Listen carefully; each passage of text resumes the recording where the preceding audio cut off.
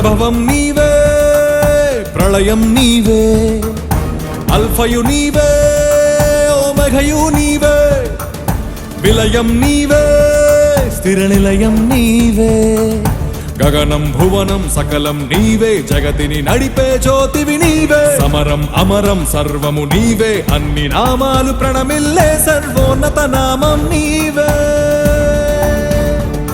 సర్వోన్నత నామం నీవే.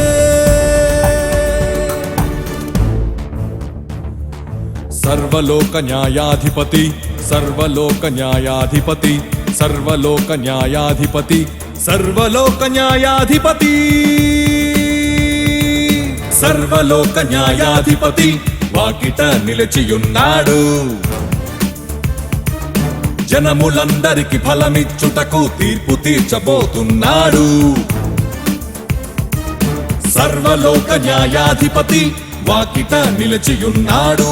జనములందరికి ఫలమిచ్చుటకు తీర్పు తీర్చబోతున్నాడు. వేల దూతలతో బూరధ్వనులతో మేఘమండలము పైన యూదా గోత్రపు కదమ సింహముతో కదలి వస్తుంది సేన.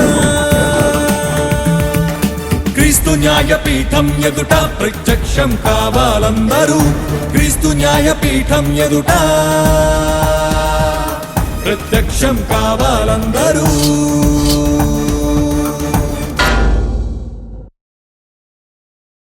మమ్మల్ని మిక్కిలిగా ప్రేమించిన మా ప్రియ పరలోకపు తండ్రి, ఈ 3వ దినాన మీ పిల్లలముగా మీ మాటలు ఆలోచించడానికి సిద్ధపడుతుండగా జ్ఞానమును వివేకమును కలిగిన మంచి మనస్సును ప్రియులైనటువంటి మీ పిల్లలందరికీ అనుగ్రహించండి తండ్రి. మీ సత్యవాక్యమును సరిగా విభజించి ఉపదేశించుటకు గాను మీ ఎదుట నిలబడి మీ మాటలు బోధించుటకు సిద్ధపడుతున్నటువంటి నాకు మీ సంయోచితమైన జ్ఞానమును, మరి ముఖ్యంగా మా యందు మీరు నివసింపజేసిన మీ ఉపకారాత్మ యొక్క సహాయమును మెండుగా ప్రసాదించండి తండ్రి. మీ పిల్లలు కేవలం వినువారు మాత్రమే ఉండి తమను తాము మోసగించుకోకుండా వింటున్నటువంటి మాటల ప్రకారంగా ప్రవర్తించగలిగే ధన్యత ప్రతి ఒక్కరికి అనుగ్రహించమని త్వరలో మా కొరకు రాని ఉన్న మా ప్రభువును మా ప్రియరక్షకుడైన క్రీస్తు యేసు వారి శ్రేష్టమైన అతి పవిత్రమైన నామంలో ఈ ప్రార్థన మనవులు అడిగి వేడుకొంచున్నాం మా కన్న తండ్రి, ఆమేన్. ప్రియమైన దేవుని వర్లరా, దేవాది దేవుని మహాకృపను బట్టి గతించిన 2 దినాలుగా దేవుని గ్రంథంలో నుండి అనేకమైన వాస్తవాలు నేటి సమకాలీన సమాజానికి అద్దం పట్టే విధంగా, నేడున్న సమాజ పరిస్థితుల్ని అర్థం చేసుకునే విధంగా దేవుని వాక్యంలో నుండి మనం నేర్చుకోవడం జరుగుతుంది. ప్రియులరా, నిన్నటి వరకు దేవుని ఇష్టం మనుషులకి ఎంత కష్టంగా మారిపోయిందో, ఆయన ఇష్టాలు పట్టించుకొనని ఈ మానవ సమాజం ఆయన మీద ఆధారపడి బ్రతుకుతూ ఆయన ఇష్టాలు పట్టించుకున్నటువంటి మానవ సమాజం ఏ విధంగా ఆయనకు లోబడకుండా బ్రతుకుతుందో, ఏ విధంగా ఆయనకు విరోధులుగా మారిపోయారో చాలా విషయాలు మనం చరిత్రలో నుండి వాస్తవాలు కూడా చూడడం జరిగింది. ఇశ్రాయేలు చరిత్ర చూసాం, ప్రవక్తల మాటల్ని వాళ్ళు ఏ విధంగా అర్థం చేసుకున్నారో అపార్థం చేసుకున్నారో చూసాం. ప్రియులరా, అయినప్పటికీ వాళ్ళు దేవుని ఇష్టాన్ని అర్థం చేసుకోకపోయినప్పటికీ, దేవుని మాటలలోని సారాన్ని గ్రహించకపోయినప్పటికీ, మేము దేవుని వారము, మా కష్టమంతా దేవుని కోసమే అని చెప్పుకునేవారుగా మాత్రం ఉండేవారు. ఇది ఒక మానసికమైన రుగ్మత అని చెప్పాలి. వాస్తవానికి వాళ్ళు బ్రతికేది దేవుని కోసం కాదు. దేవుని ఇష్టాలు కానీ దేవుని ఆలోచనలు కానీ వాళ్ళకి తెలీదు. వాటికి ఏనాడు విలువనివ్వలేదు, ఏనాడు వాళ్ళు గౌరవించలేదు. అయినప్పటికీ వాళ్ళు మేము చేసేదంతా దేవుని పనే కదా, మేము కష్టపడే కష్టమంతా దేవుని కోసమే కదా అన్న భ్రమలో బ్రతికేవారు. అలాంటి వాళ్ళని ఉద్దేశించి దేవాది దేవుడు రాయించినటువంటి మాటలు మీరు చూడగలిగితే 50వ కీర్తన, దయచేసి మీ అందరూ బైబిల్ ఓపెన్ చేసి చూడండి. 50వ కీర్తన 16వ వచనం జాగ్రత్తగా చూడాలి. 50వ కీర్తన 16వ వచనం, 50 కీర్తన 50 16వ వచనం. భక్తిహీనులతో దేవుడిట్లు సెలవిచ్చుచున్నాడు. భక్తిహీనులతో దేవుడిట్లు సెలవిచ్చుచున్నాడు. భక్తిహీనులు వాళ్ళతో చెప్తున్నాడట దేవుడు. ఏమని చెప్తున్నాడు? నా కట్టడలు వివరించుటకు నీకేంటి పని అని అడిగాడట. బాగా ఆలోచించాలి. నా కట్టడలు వివరించుటకు నీకేంటి పని? అసలు నువ్వు ఎవడివి నా కట్టడలు వివరించడానికి? నా కట్టడలు నువ్వు పాటించవు, నా కట్టడల గురించి నువ్వు ఆలోచించవు, నా ఇష్టాన్ని నువ్వు నెరవేర్చవు, నా గురించి నువ్వు పట్టించుకోవు, నా మాటల ప్రకారంగా నువ్వు బతకవు. అలాంటప్పుడు నా కట్టడలు వివరించడానికి నీకేంటి అసలు పని? నువ్వెవడసలు అని అడుగుతున్నారు ఆయన అడుగుతున్నారు సూటిగా. ఆయన క్వశ్చన్ చూడండి, ఆయన క్వశ్చన్. తర్వాత, నా నిబంధన నీ నోట వచించదవేమి? చూసారా, అలనాటి ఇశ్రాయేలీలు, ఈనాటి దొంగ భక్తులు, దొంగ క్రైస్తవులు, వీళ్ళందరూ కూడా ఈ మాటలు వింటున్నప్పుడు నిజమే కదా అని అనుకోవాలి. నా మాటలు, నా నిబంధన నీ నోట వచించదవేమి? నీ నోట వచించదవేమి? నువ్వు మాట్లాడుతున్నవేంటివి? నువ్వు బోధిస్తున్నవేంటివి? నువ్వు చెప్తున్నవేంటివన్నీ? ఎందుకంటే దిద్దుబాటు నీకు అసహ్యము కదా. దిద్దుబాటు నీకు ఎలా ఉంది? అసహ్యము కదా. నా మాటలు నీకు భారంగా మారిపోయాయి కదా. వాక్యం చెప్తుంటే వద్దంటున్నావు కదా. ప్రవక్తలు మాట్లాడుతుంటే త్రోసేస్తున్నావు కదా. ఈ మాటలు మేము వినలేము, వీటి ప్రకారంగా మేము బ్రతకలేము అని అంటున్నావు కదా. మరి అలాంటప్పుడు దిద్దుబాటు నీకు అసహ్యమే కదా. అంటే సరి చేసుకోవటం నీకు ఇష్టం లేదు కదా. మారు మనసు పొందటం నీకు ఇష్టం లేదు కదా. నువ్వు అనుకున్నట్టుగా దేవుడు ఉండాలని నువ్వు కోరుకుంటున్నావు తప్ప దేవుడు కోరుకుంటున్నట్టుగా నువ్వు ఉండాలని ఏనాడు అనుకోవు కదా. దేవుడు కోరుకుంటున్నట్టుగా, దేవుడికి నచ్చినట్టుగా నువ్వు ఉండాలని ఏనాడు అనుకోవు కదా. దేవుడికి నచ్చినట్టుగా నువ్వు ఉండాలని నువ్వు అనుకోనప్పుడు, దిద్దుబాటు నీకు అసహ్యమైనప్పుడు, అసహ్యమైపోయింది అటు చూడండి. సరి చేసుకోవడం ఎలా ఉందట వీళ్ళకి? అసహ్యమా? దిద్దుబాటు నీకు అసహ్యంగా ఉంది కదా. మరి అలాంటప్పుడు నీవు నా మాటలను నీ వెనకకు తోసేసేటప్పుడు, వెనకకు తోసేస్తున్నారట మాటల్ని. ఆయన మాటలంటే అర్థం ఏంటి? ఆయన వాక్యాన్ని ఏం చేస్తున్నారు? వెనక్కి తోసేస్తున్నారు. అంటే నీ మాటలు మాకొద్దు, నా మాటలు వెనక్కి తోసేస్తున్నప్పుడు, నువ్వు దొంగను చూచి వాడితో ఏకీభవిస్తున్నప్పుడు, వ్యభిచారులతోనే సాంగత్యం చేస్తున్నప్పుడు, కీడు చేయవలని నీ నోరు తెరుస్తున్నప్పుడు, నీ నాలుక కపటము కల్పించుచున్నప్పుడు, నువ్వింత దుర్మార్గుడు అయినప్పుడు, నువ్వింత దుర్మార్గురాలు అయినప్పుడు, ఓ భక్తిహీనుడా, నా కట్టడలతో నీకేంటి పని? నా కట్టడలతో నీకేంటి పని? నా నిబంధన నీ నోట వచిస్తావేంటి? నా గ్రంథాన్ని నువ్వు చేత్తో పట్టుకు తిరుగుతున్నావేంటి? నా సన్నిధిలోకి వచ్చి నువ్వు కూర్చుంటున్నావేంటి? నువ్వు ఎవరి వాడవయ్యా అంటే ఏమని చెప్పుకుంటున్నావు? నేను దేవుని వాడను, నేను దేవుని సేవకుడును, నేను సంఘ పెద్దను, నేను దేవుని మందిరంలో స్తంభాన్ని, నేను ఇంత గొప్పవాడిని, అంత గొప్పవాడిని, దేవుని కోసం ఏదైనా చెయ్యాలంటే నేనే చేస్తాను. ఇవన్నీ నేను చేసే కార్యక్రమాలే. అలా చెప్పుకుంటున్నావు కదా నువ్వు, ఇలా చెప్పుకుని బ్రతుకుతున్నావు కదా నువ్వు. కానీ నీ పరిస్థితి, నీ జీవన విధానం నాకు ఆమోదయోగ్యమైనది కాదు. నాకు ఆమోదయోగ్యమైన జీవన విధానం నీ దగ్గర లేనప్పుడు, నీ జీవితం అలా లేనప్పుడు, నీ నడవడిక నాకు ఇష్టమైనదిగా లేనప్పుడు, నా ఇష్ట ప్రకారంగా జరగనప్పుడు నువ్వేంటి ఇవన్నీ చేస్తున్నావు? ఇవన్నీ చేసి నేను దేవుని కోసం ఏదో చేస్తున్నానని చెప్తున్నావు. ఇవన్నీ చేసి నేను దేవుడి కోసం ఏదో ఉద్ధరించేస్తానని చెప్తున్నావు అని దేవుడు సూటిగా ప్రశ్నిస్తున్నాడు. ఈ ప్రశ్నలు ఈరోజున్న క్రైస్తవ సమాజానికి కూడా అప్లై అవుతాయి. చాలా జాగ్రత్తగా ఆలోచన చేయాలి.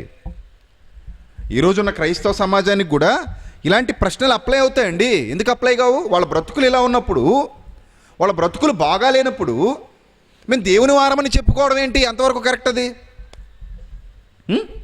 దేవుని వారము, మేము దేవుని సంబంధులము, మేము దేవుని కొరకు బ్రతుకువారము, అసలు మేము లేకపోతే ఈ పనులేమి జరగవు అని చెప్పుకునే అర్హత మీకు ఎక్కడిది అని అడుగుతున్నాడు ఆయన.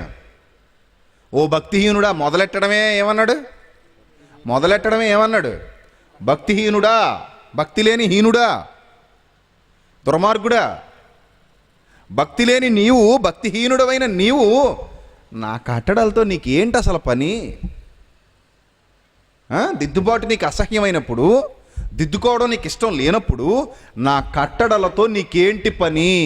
చూసారా వీళ్ళు ఎలా ఉన్నారంటే దేవుని ఇష్టాలు పట్టించుకోరు, ఆయన వాక్యాన్ని గౌరవించరు, ఆయన ప్రేమించరు. కానీ మేము ఆయన కొరకు ఇవి చేస్తున్నాం, అవి చేస్తున్నాం, మేము ఆయన కోసం అవి ఇస్తున్నాం, ఇవి ఇస్తున్నాం. చాలా చోట్ల సంఘ పెద్దలు కనబడుతుంటారు. ఏమండి వాళ్ళు బాధపడినా వాళ్ళ సంఘ పెద్దలు కాదండి, నన్ను అడిగితే దొంగ పెద్దలండి. నిజం, దొంగ పెద్దలు. ఈ దొంగ పెద్దలు ఏమంటారు తెలుసా? అసలు ప్రతి సంవత్సరం మా సంఘంలో అలా చేసేస్తామండి, ఇలా చేసేస్తామండి. ఒక్కడు నీతిగా బతకడు, ఒక్కడు. అందులో ఒక్కడు ఉండడు. ప్యాకెట్ ఆడేవాళ్ళు వాళ్ళే, మందేసేవాళ్ళు వాళ్ళే, పార్టీలు వాళ్ళే చేసుకుంటారు, మళ్ళీ ప్యాకెట్లు వాళ్ళే ఆడతారు. ఏమండి బెట్టింగ్లు గిట్టింగ్లు వీళ్ళే ఆడుతుంటారు. మళ్ళీ చేసేవన్నీ పోరంబొక్క పనులే. మళ్ళీ ఏం పెద్దలట? సంఘానికి పెద్దవా నువ్వు? సంఘానికి పెద్దవా నువ్వు? ఎవడు చేశాడు నిన్ను పెద్దని? ఎవడు పెట్టాడు నిన్ను పెద్దగాను? నన్ను అందుకే నేను సంఘ పెద్ద అన్న, నేను దొంగ పెద్దనే అంటాను. దొంగలకు పెద్దవే. అందుకే చేసేవన్నీ దొంగ పనులే. ఇట్టి పనులు చేసినను నీకు అసలు సిగ్గు లేదు, సిగ్గుపడవు. సంవత్సరం ఎంతరా సందాలు ఎంత వచ్చింది మొత్తం లెక్క చెప్పండి. కోళ్ళు ఎన్ని కోద్దాం, మేకలు ఎన్ని కోద్దాం? ఈ సంవత్సరం ఇన్ని మేకలు కోసాం, వచ్చే సంవత్సరం ఇంకో 2 ఎక్స్ట్రా కొయ్యాలంటాడు మైకి దగ్గరికి వచ్చి. చూసారా ఇదే character, same to same ditto character మీకు బైబిల్లో చూపించమంటారా? సేమ్ డిట్టో క్యారెక్టర్ చూపిస్తానండి ఇప్పుడు మీకు బైబిల్లో. ఇవే క్యారెక్టర్లు అండి. దిద్దుబాటు అసహ్యం, ఆయన కట్టడలు వివరిస్తారు, ఆయన ఇష్టాన్ని నెరవేర్చరు. ఆయన ఇష్టాలు మాత్రం కష్టం. కానీ మా కష్టం అంతా ఎవరి కోసం అంటారు? దేవుడి కోసమే. ఆయన ఇష్టాలు ఏమీ కష్టంగా ఉన్నాయి, వాళ్ళ కష్టం అంతా ఎవరి కోసమట? దేవుడి కోసమే. అలాంటి వాళ్ళని దేవుడు ఎంత పబ్లిక్గా ఉతికారేశాడో. ఆ మాటలు చదువుతుంటేనే చాలా ఆశ్చర్యంగా అనిపిస్తుందండి. దేవుడు అసలు పక్షపాతి గాడు, దేనికి లొంగిపోయే మనస్తత్వం కూడా కాదు. ఆయన మంచికే లొంగుతాడు. ఆయన భక్తికే లొంగిపోతాడు దేవుడు. భక్తికే పరవశించిపోతాడు ఆయన. ఆయన్ని మనం వశం చేసుకోవాలంటే మన భక్తితోనే సాధ్యం తప్ప ఇక ఏమిచ్చినా ఆయన మన వశం కాడు. భక్తితోనే దేవుడు మన వశం అవుతాడు. అది ఎరుగని ఈ భక్తిహీనులు ఆ దిద్దుబాటు అసహ్యం, ఆయన కట్టడలు వివరిస్తున్నారట. ఆయన నిబంధన కంపునోటితో వచ్చిస్తున్నారట. కంపునోరు.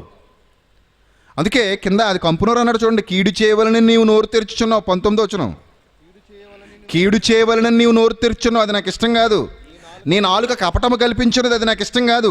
నీవు కూర్చుండి నీ సహోదరుని మీద కొండేలు చెప్తున్నావు, అది నాకు ఇష్టం కాదు.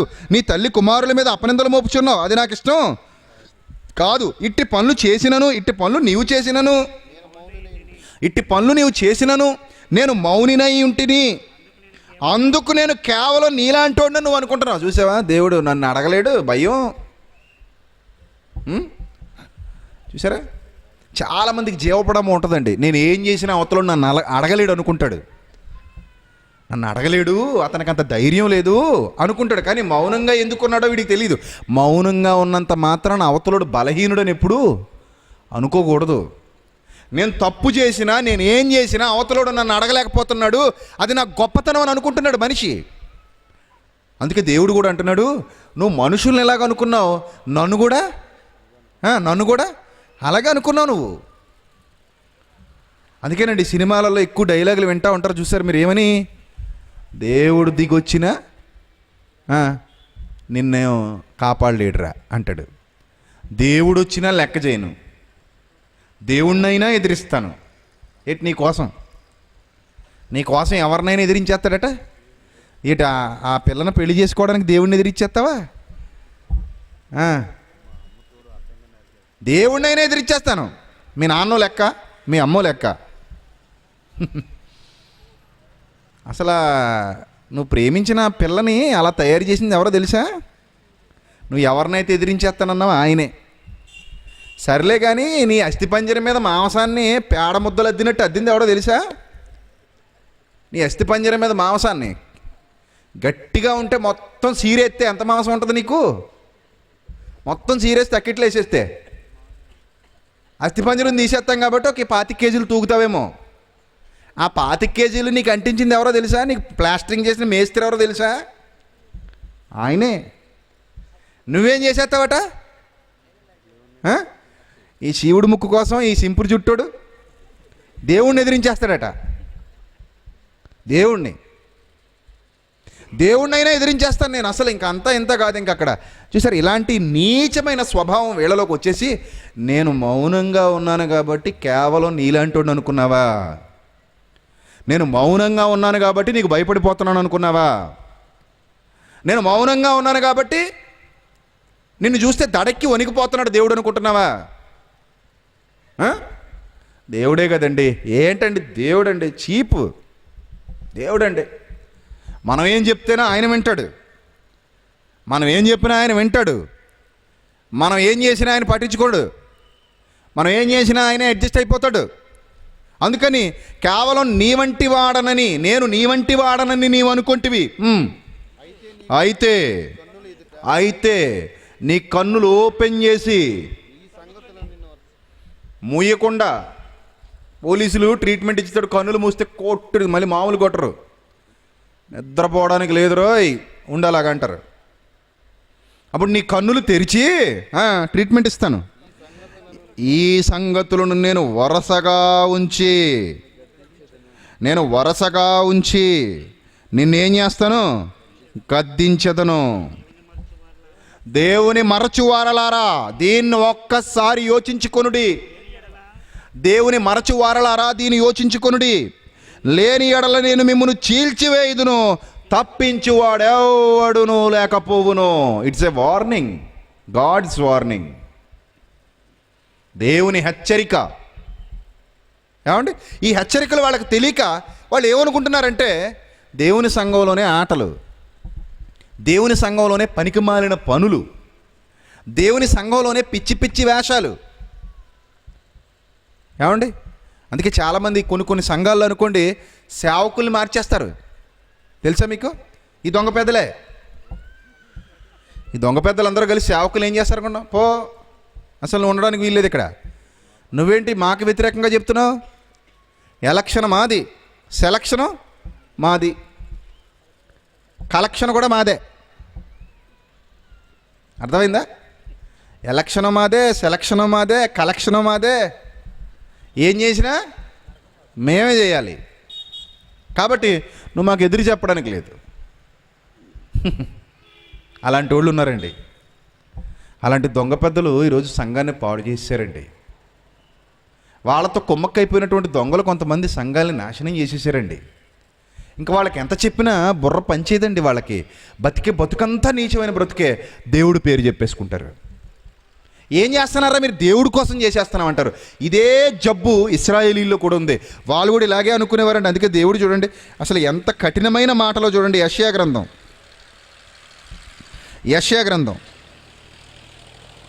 1వ అధ్యాయము. యెషయా గ్రంథం 1వ అధ్యాయము 11 నుంచి ఒకసారి చూద్దామండి. యెషయా గ్రంథం 1వ అధ్యాయము 11వ వచనం. ఈ కష్టమంతా ఎవరి కోసమట? ఇలా కష్టమంతా ఎవరి కోసం? దేవుని కోసం.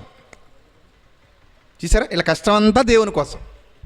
ఆయన అంటున్నాడు 11వ వచనం, యెహోవా సెలవిచ్చిన మాట ఇదే, విస్తారమైన బలులు నీకేలా నాకేలా. ఈ సంవత్సరం ఎన్ని కోసామండి? 10 మేకలండి, 4 గొర్రెలండి, కోళ్ళెన్నో. అమ్మో లెక్కలేవండి. ఒక్కొక్కడికి ఒక్కొక్క జాయింట్ ఎట్టాలి కదా, అందుకని లెక్కలేవండి. చాలా కోసాం కోళ్ళు. మొన్న సంవత్సరం కంటే ఈ సంవత్సరం ఎక్కువ అండి. మొన్న సంవత్సరం కోసినవి ఇంకా తక్కువే, ఈ సంవత్సరం ఇంకా ఎక్కువ కోసాం. డబ్బు ఎక్కడదరా? సంవత్సరం అంతా పోగేసింది ఎందుకు అనుకుంటున్నారు? తినేయడానికే. సంవత్సరం అంతా పోగేసి ఏం చేస్తున్నాం? ఒక్క పూటలో వండుకుని తినేస్తాం అంతే. అందుకేనా దేవుడు మిమ్మల్ని పిలిచింది? అవును, తినుట, తాగుట, సంతోషించుట. ఏమండి, ఇదే జీవితం. విస్తారమైన మీ బలులు నాకేలా, విస్తారమైన మీ బలులు. ఇన్ని కోసింది ఎవరి కోసం? వీళ్ళు తినేసి మళ్ళీ ఎవరి కోసం కోసామంటారు? దేవుడి కోసం 10 మేకలండి. తినేసింది ఎవరు? దేవుడా. దేవుడి కోసం అండి 50 కోళ్ళండి. తినేసింది ఎవరు?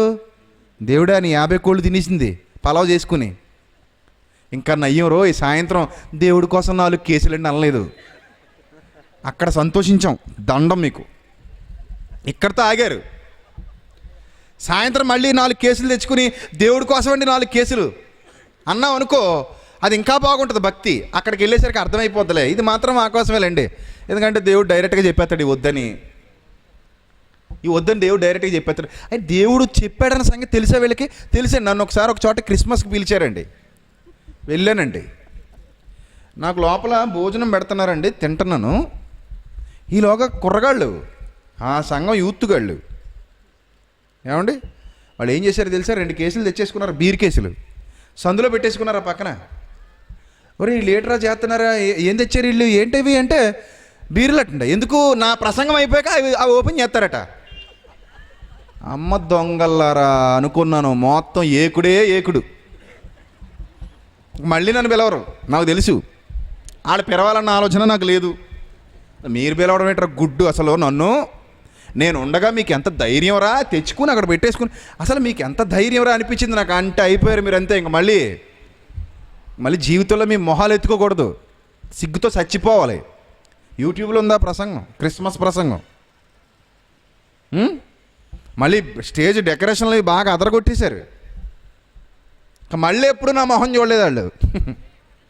మళ్ళీ ఎప్పుడు వాళ్ళు చూస్తే ఎవడకు కావాలి, చూడకపోతే ఎవడకు కావాలి, వాయించేసి వచ్చేయడమే నా పని. ఏమండి అసలు ఎంత దుర్మార్గులండి వాళ్ళు. క్రిస్మస్సా తెచ్చుకునే బీర్ కేసులా, పేరేమో దేవుడిదా, చేసే పనులన్నీ దయ్యానివా. అది ఎంత కష్టపడి చేస్తాం అనుకుంటున్నారండి మేము. అసలు సిగ్గుందండి మనుషులకి, సిగ్గుంది వీళ్ళకి. క్రైస్తవులు వీళ్ళు ఒంట్లో ప్రవహించేది రక్తమా లేకపోతే బురద నీళ్ళ? నిజంగా చీము నెత్తురు ఉన్నాయంటారా వీళ్ళ బతుకులకి? ఇలాంటి బతుకుతూ ఎవరి కోసం కష్టపడుతున్నారట వీళ్ళు? దేవుడి కోసం కష్టపడుతున్నారట వీళ్ళు. చేసే పనులన్నీ ఇలాంటి కొండాకూరు పనులే. ఇలాంటి పనులన్నీ చేసి మేము దేవుడి కోసం కష్టపడుతున్నామండి, మేము దేవుడి పనులు చేసేస్తున్నామండి. చిచ్చి సిగ్గుండాలండి. ఇలాంటి వాళ్ళకి సిగ్గుండాలి. అలాంటి బతుకే ఆనాడు బతుకుతున్నారు వాళ్ళు. అందుకే దేవుడు చాలా బాధపడ్డాడండి. ఏమంటున్నాడు? విస్తారమైన మీ బలులు నాకేలా, విస్తారమైన మీ బలులు నాకేలా. ఏంటి మీ బలులు ఎందుకు నాకు? మీ కానుకలు ఎందుకు? మీ అర్పణలు ఎందుకు? మీ కార్యక్రమాలు ఎందుకు? మీ పండగలు ఎందుకు? మీ పబ్బాలు ఎందుకు? మీ డెకరేషన్లు ఎందుకు? మీ పెయింటింగ్లు ఎందుకు? మీ కొత్త బట్టలు ఎందుకు? మీ ఆకర్షణ ఎందుకు? మీ పండగల్లో మీరు చేసుకునే ఈ పనికి మళ్ళీ వంటకాలు ఎందుకు? విస్తారమైన మీ బలులు నాకేలా, దహన బలులకు పొట్టేళ్ళును, బాగుగా మేపిన దూడల కొవ్వును నాకు వెక్కసమాయను. చూసారా? అంటే మీరు తెచ్చేవన్నీ నాకు అసహ్యం. మీరు తెచ్చేవన్నీ ఎలా ఉన్నాయి? నాకు అసహ్యం. అది వాళ్ళకి అర్థం కావట్లేదండి. కొత్త సంవత్సరం కదండి అందుకని దోణ తెచ్చేసామండి ఇక్కడికి. కొత్త సంవత్సరం కదండి అందుకని ఇదిగో బియ్యం తెచ్చేసామండి. అరటిపళ్ళు గెలలు తెచ్చేసామండి. దేనికోసం? ఎవరి కోసం ఇవి? దేవుడి కోసం అండి. అరటిపళ్ళు గెల ఆయన తింటాడు. మరి వచ్చి నీ గెల నువ్వు ఇచ్చావు, నువ్వు దిక్కుమాలి గెల. ఆయన వచ్చి తింటాడు మొగ్గేసుకుని. నువ్వు తినవు అసలు, ఒక పండు ముట్టుకో పాపం. నీ నోట్లో పెడతావేటి నువ్వు? తినేవన్నీ ఆయనే. రాత్రి చర్చిలో వదిలేసిపోతే పొద్దునకు తొక్కలు ఉంటాయి. తినేసేసి తొక్కలు అక్కడ పడేస్తాడు ఆయనే. మోసగాళ్ళు కాదండి వీళ్ళందరూ, పచ్చి మోసగాళ్ళు అండి, పచ్చి మోసగాళ్ళు. ఎవరి కోసం ఇచ్చారు? దేవుడి కోసం. నాకేలా వెక్కసమాయను. కోడెల రక్తమందైనను, గొర్రె పిల్లల రక్తమందైనను, మేకపోతుల రక్తమందైనను నాకు ఇష్టం లేదు. మీరు తెచ్చేవి ఏవి నాకు ఇష్టం లేదు, నాకు ఇష్టం లేదు అంటున్నాడు చూడండి. కానీ ఇదంతా వాళ్ళ కష్టమే కదా. మరి ఇదంతా వాళ్ళ కష్టమేనా? తెస్తున్నారంటే కష్టమేనా? ఎంత కష్టపడ్డాం అనుకుంటున్నారండి ఈ సంవత్సరం? ఎంత కష్టపడ్డాం అనుకుంటున్నారు ఈ సంవత్సరం? పెద్దలు మళ్ళీ లాస్ట్ నీళ్ళకి దండలేయాలి. పెద్దలందరికీ దండేసి దీపం వెలిగించాలి నెత్తి దగ్గర, లేకపోతే నిద్ర అట్టదు వాళ్ళకి. పెద్ద పెద్ద దండలు తెప్పించుకుని దండలు వేయించుకుంటారు, సాయంత్రం మళ్ళీ మామూలుగా ఓపెన్ చేసేస్తారు. అన్నీ మామూలే. సంఘంలో డబ్బంతా ఇల్లు తినేస్తారు. చాలామంది దొంగ పెద్దలు ఉన్నారు, వాళ్ళు తినేసేవాళ్ళు. నొప్పిగా ఉందా? నొప్పిగా ఉన్నా నేను ఇంతే, నేను మారను, నువ్వే మారాలి. అర్థమైందా? నేను ఆల్రెడీ మారిపోయాను, నువ్వే మారాలి. కాబట్టి నొప్పిగా ఉంటే మారు, లేకపోతే ఏమారు, అది నీ కర్మ, ఎవడేం చేయలేడు. కానీ దేవుడు మాత్రం సూటిగా మాట్లాడుతున్నాడు, చాలా సూటిగా మాట్లాడుతున్నాడు. ఆయన ఏమని మాట్లాడుతున్నాడు తెలుసా? కోడెల రక్తమందైనను, గొర్రె పిల్లల రక్తమందైనను, మేకపోతుల రక్తమందైనను నాకు ఇష్టము లేదు. నా సన్నిధిని కనబడవలనని మీరు వచ్చుచున్నారే. పాపం ఆదివారం ఖాళీ చేసుకున్నాడు బిడ్డ. ఎంత బిజీ అండి, మళ్ళీ ఇక్కడ పొగడాలి. ఎంత బిజీ అండి ఈయనకి, అయినా కానీ చర్చికి వచ్చారండి. ఎవరి కోసం వచ్చావు? ఆయనకి మేలు చేయడానికి వచ్చావా? అసలు ఆ పొగిడేవాడిని అన్నాలి ముందు. ఎవరి కోసం వచ్చావు నువ్వు? మళ్ళీ ఆ కుర్చీలో కూర్చోబెట్టి నువ్వు పొగడాలి ప్రతి వారం. అప్పుడు వస్తుంటాడు, కూర్చుంటాడు, పలానా ఆయనండి, పెద్ద గవర్నమెంట్ ఆఫీసర్ అండి, మన చర్చికి వచ్చేసాడండి. అయితే ఎవడికి లెక్క? నువ్వు గవర్నమెంట్ ఆఫీసర్ అయితే ఎవడికి లెక్క? నువ్వు అధికారి అయితే ఎవడికి లెక్క? దేవుడు ముందు నువ్వు గొప్పోడివా? దేవుడు గొప్పోడా? నీ అధికారం గొప్పదా, దేవుడు గొప్పవాడా? నీ పదవి గొప్పదా, దేవుడు గొప్పవాడా? పలానా ఎమ్మెల్యే గారండి, మన చర్చకు వచ్చేసారండి. 5 సంవత్సరాలు ఉంటావు, పోతావు. దేవుడు నిరంతరము యుగయుగములు ఉండేవాడు. నీ గొప్ప ఏంటిది ఇక్కడ దేవుడి దగ్గర? నీ గొప్ప ఏంటి అసలు దేవుడి దగ్గర? అసలు నీ బతుక్కి అధికారం వచ్చిందంటే ఎవరిచ్చారు? ఆయన ఇచ్చాడు. నీ గొప్పతనం వల్ల రాలేదు అధికారం. ఆయన ఇవ్వకపోతే నీకు అధికారం కదా, ఆయుష్యే లేదు. ఆయుష్ లేకపోతే అధికారం ఎక్కడిది? టక్మని ఊడిపోద్ది. నువ్వు పోగానే పీఠం కోసం కొట్టు చేస్తారు. అది నీ జీవితం. ఏమండి? ఇలా మనుషుల్ని గౌరవిస్తూ, మనుషుల్ని హెచ్చిస్తూ నా సన్నిధిని కనబడవలనని మీరు వచ్చుచున్నారే. చూసారా? నా ఆవరణాలు తొక్కుటకు మిమ్మల్ని ఎవడరా రమ్మన్నాడు? చూసారా ఎంత బాగుందో? నా ఆవరణములను త్రొక్కుటకు మిమ్మల్ని రమ్మన్నవాడెవడు? ఏమండి, ఒక విషయం చెప్పమంటారా? ఈ మొక్క ఎవరైనా రాస్తారండి చర్చి దగ్గర? చర్చి దగ్గర ఎక్కడైనా రాస్తారండి ఈ మాట? ఎప్పుడైనా చూసారు ఎక్కడైనా రాసి ఉండడం ఈ మాట? నా సన్నిధిని కనబడవలనని మీరు వచ్చుచున్నారే, నా ఆవరణములను తొక్కుటకు మిమ్మల్ని రమ్మన్నవాడెవడు అని ఎంట్రన్స్లో ఈ బోర్డు ఎక్కడైనా మీరు చూసారా? ఎక్కడా ఉండదు, కానీ మా దగ్గర ఉంటుంది. మీరు బలభద్రపురంగానే వచ్చారనుకోండి ఎప్పుడైనా చర్చికి, అక్కడ పెద్ద అక్షరాలతో ఇదే రాసి ఉంటుందండి బయట, పెద్ద అక్షరాలతో. నా సన్నిధిని కనబడవలనని మీరు వచ్చుచున్నారే, ఎవడరా మిమ్మల్ని రమ్మన్నాడు? ఎవరన్నా అయితే ప్రయాసపడి భారం మోసుకొనిచున్నారా? వచ్చేయండి, ఖాళీగా ఉంది లోపల. ప్రయాసపడి భారం మోసుకొనిచున్న సమస్త జనులారా మొత్తం వచ్చేయండి. యెహోవా చేత ఆశీర్వదింపబడిన వాడా, రమ్ము లోపలికి రమ్ము. మేము అలా అనట్లేదండి. ఎవడరా మిమ్మల్ని రమ్మన్నాడు అసలు? ఎలా వస్తున్నారు మీరు? ఏ హృదయాలతో వస్తున్నారు మీరు? నా సన్నిధిని కనబడిపోవాలని వస్తున్నారా? అంటే నాటకీయతతో, వేషధారితనంతో వస్తున్నారా? అలాగైతే నా ఆవరణములను తొక్కుటకు మిమ్మును రమ్మన్నవాడెవడో? ఎవడు మిమ్మల్ని బతిమలాడట్లేదు. మిమ్మల్ని ఏం బతిమలాడే దేవుడు కాదు. మిమ్మల్ని బతిమలాడాల్సిన అవసరం లేదు. మాట వింటే బాగుపడతావు, మాట వినకపోతే పోతావు. బతిమలాడాల్సిన అవసరం ఏమీ లేదు. చూసారా ఎంత ఖచ్చితంగా ఉంటాయి? చూసారండి దేవుడి మాటలు ఖచ్చితంగా ఉంటాయండి. ఆయన మాటలు చెడిపోయిన ఈ సమాజాన్ని బాగు చేయాలంటే ఖచ్చితమైన ఆయన మాటలే కావాలి. బాబు నాయన తినరా అంటే మీదకి పోస్తారు వీళ్ళు, వినరు మాట. అందుకని ఏం చేయాలి? ఖచ్చితంగా, ఖండితంగా దేవుని మాటలు బోధిస్తున్నాడు ఆయన. ఆయనే చెప్తున్నారు, ఆయన ప్రవక్తలతో చెప్తున్నారు. మీ నైవేద్యము వ్యర్థము అన్నాడు. చూడండి, మీ నైవేద్యం వ్యర్థం. ఎంత కష్టపడి చేశారో నైవేద్యం, ఎంత కష్టపడి పట్టుకొస్తున్నారో నైవేద్యం. ఈ కష్టం అంతా ఎవరి కోసం? దేవుని కోసమే. ఈ కష్టం అంతా దేవుడి కోసమే అని చెప్పుకుంటున్నారు వాళ్ళు. అందుకే మీ నైవేద్యము వ్యర్థము, అది నాకు అసహ్యము పుట్టించు ధూపార్పణము.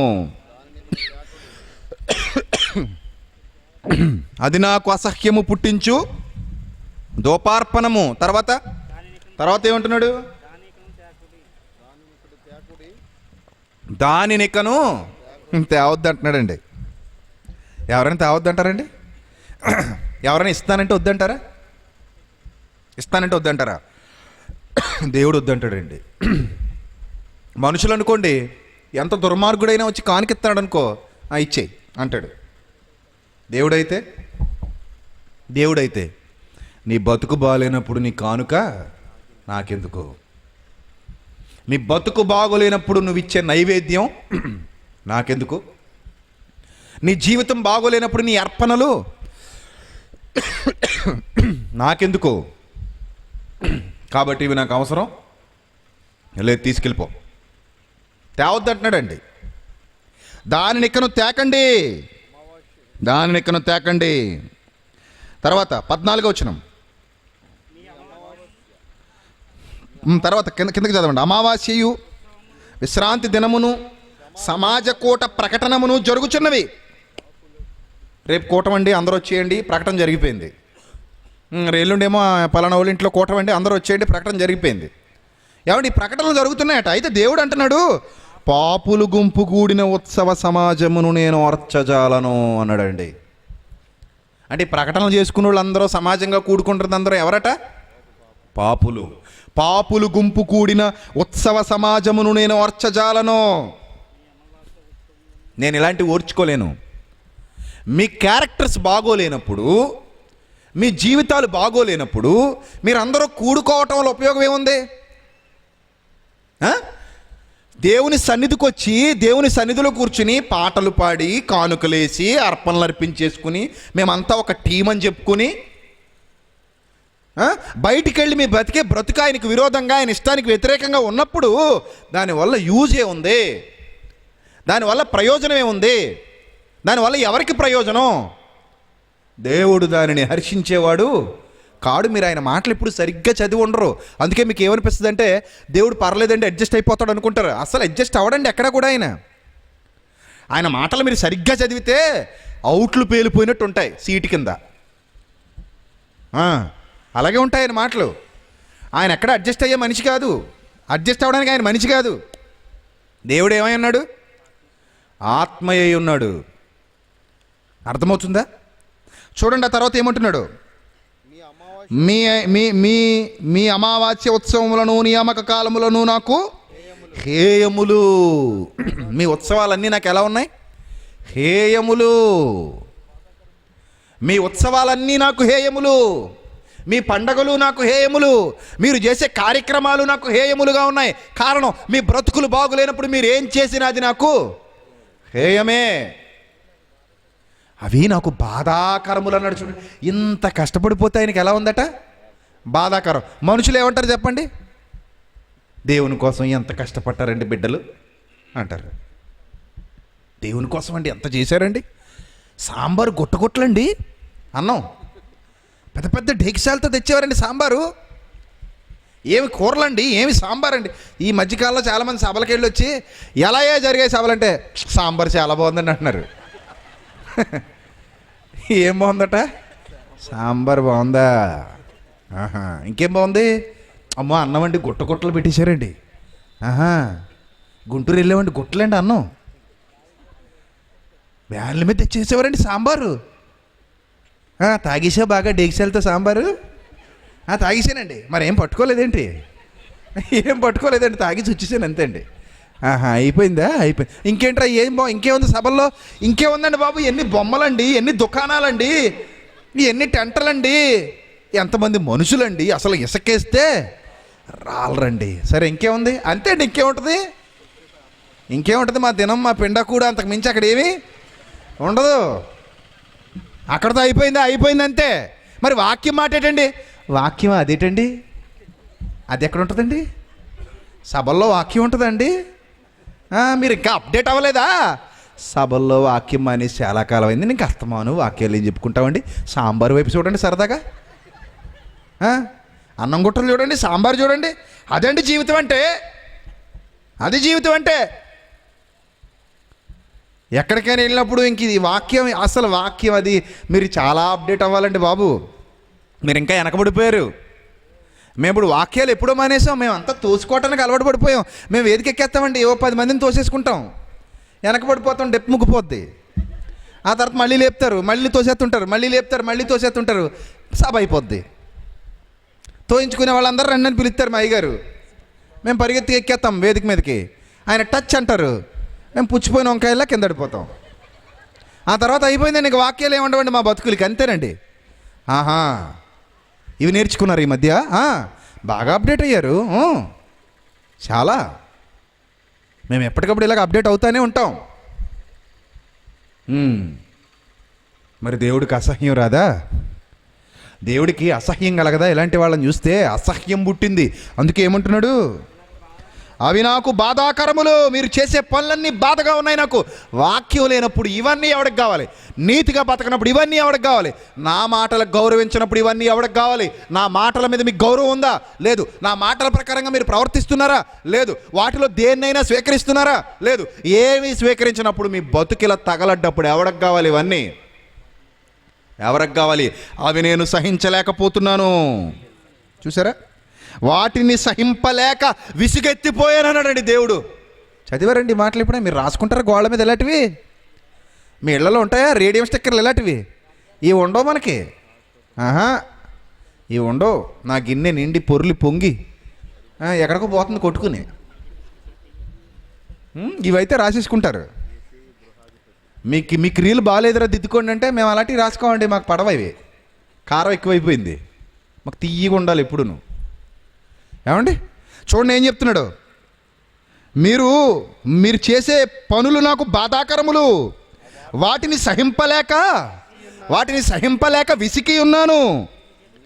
మీరు మీ చేతులు చాపునప్పుడు మిమ్మును చూడక నా కన్నులు కప్పేసుకున్నాను. ఎంత అసహ్యం పుట్టిందో మీకు అర్థమైందా? మీ పనుల వల్ల ఆయనకి, మీ పనుల వల్ల ఆయనకి ఎంత అసహ్యం పుట్టిందో కనీసం మీకు అర్థమవుతుందా? మీ పనుల వల్ల ఆయనకు పుట్టినటువంటి అసహ్యం అది.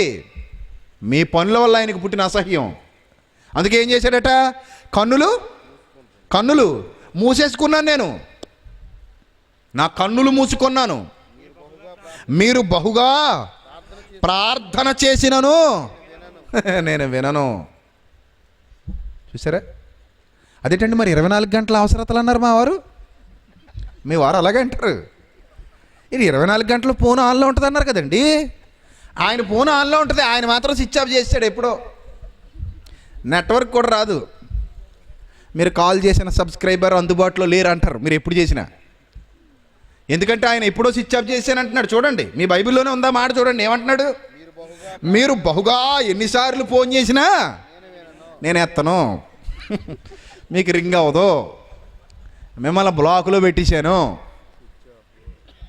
అర్థమవుతుందా? మీ నెంబర్ వస్తేనే నేను ఏం చేశాను, బ్లాక్ లిస్ట్లో పెట్టేశాను. కాబట్టి ఈ దరిద్రం మాటలు నేను వినలేను, ఈ దరిద్రంతో నేను ఫోన్ మాట్లాడలేను. ఈ దుర్మార్గులు, ఈ నీచులు, వీళ్ళు దేవుని కొరకు బ్రతకని వారు, దేవుని ఇష్టాన్ని నెరవేర్చని వారు, దేవుడంటే భయం లేనివారు, దేవుడంటే భక్తి లేనివారు. కాబట్టి మీరు బహుగా ప్రార్థన చేసినను నేను వినను. 24 గంటలు చేసినా విన్ను.